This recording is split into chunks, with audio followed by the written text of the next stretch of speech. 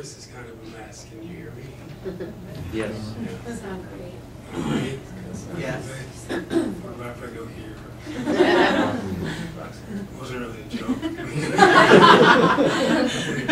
I'm going to read two stories. They're both really short. The first one's kind of funny, and the second one is kind of spooky. Actually, I'm going to do something I really hate when people do. I'm going to tell a story about the story before I tell the story.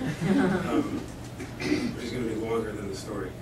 So for a really long time I tried to write and I just couldn't. I mean like 10 years or something I was trying to write and I just couldn't start writing because I was so, like I didn't know what was going to happen in the story. I was like, well, how can you write it if you don't know what's going to be in the story? And I spent all this time trying to plot my stories out and I don't know, it's really bad. And so then one day I signed up for a class in how to write horror fiction taught by Dennis Etchison. I don't know if anyone knows him, but he was kind of big in the 80s. He only ever wrote short stories, so he never got famous. I went to the class and asked him like, how do you write a story, you know? And he said, well, what I do is I sit down and I start typing, and then when I get to the end of the story, then I stop. Okay, that's crazy. And then he told me something that Bradbury is apparently famous for saying, though I've never heard it.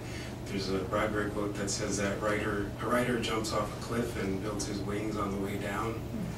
And I was like, oh, okay. So then I went home and I started writing. And then I never stopped. So eventually I wrote this story. And it's called On the Way Down, a story for Ray Bradbury, and it was in the Milk Review. A man jumps off a cliff. I'm going to need some wings, he thinks. He reaches into his backpack to get some things, wood, nails, a hammer, some string, and then he gets down to work building. The ground is coming up awful fast, he thinks. I better work a little quicker. The wings he's building just begin to flap when the man suddenly slams into the ground. Little bits of the man go everywhere. It's a mess, really, it's awful. But then, lo, the angel rises up, effortlessly out of the wreckage.